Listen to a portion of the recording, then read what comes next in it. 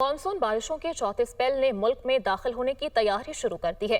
नया निज़ाम मुमकिना तौर पर 20 और 21 जुलाई की दरमियानी शब को मुतहरिक हो जाएगा। नए निज़ाम की ज्यादा शिद्दत मुल्क के बालाई मशरकी इलाकों में रहेगी। इसी हवाले से लाहौर से सुहेल कैसर की जानिब से डायरेक्टर महकमा मौसमियात अब्दुल अजीज से गुफ्तगू की गई है। आइए सुनते हैं।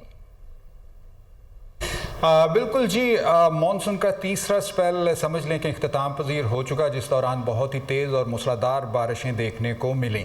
अब आगे क्या सूरत हाल रहने वाली है, ये जानने के लिए मौजूद हैं हम डायरेक्टर महकमा मौसमियात अब्दुल अजीज़ साहब के साथ। बहुत शुक्रिया अजीज़ साहब। मुस्तकबिल की बात करने से पहले मैं थोड़ा सा ये जानना चाहूँगा कि पिंडी डिवीज़न में बड़ी शदीद बारिशें हुई, इसकी कोई ख़ास वजह? देखिए, एक लो प्रेशर सिस्टम था जो कि इंडिया से मूव करके पाकिस्तान की तरफ आया है और उसने पाकिस्तान के इन इलाकों को हिट किया है। तो नॉर्मली लो प्रेशर सिस्टम की ये खासियत है कि उसमें इस तरह की टोरेंशियल रेनफॉल, हैवी रेनफॉल होती रहती है।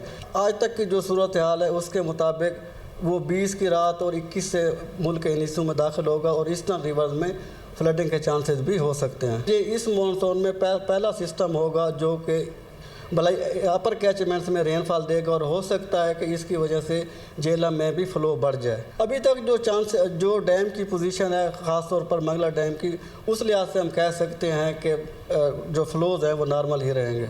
बहुत शुक्रिया सर। ये सूरत हाल जी, और मानसून के दौरान इस तरह की सूरत हाल पैदा हो जाना, बहुत तेज़ बारिशों का बरस जाना अचानक, इसको रूल आउट नहीं किया जा सकता और अभी मुस्तकबिल में मज़ीद शदीद बारिशें मुतवक्को हैं जी।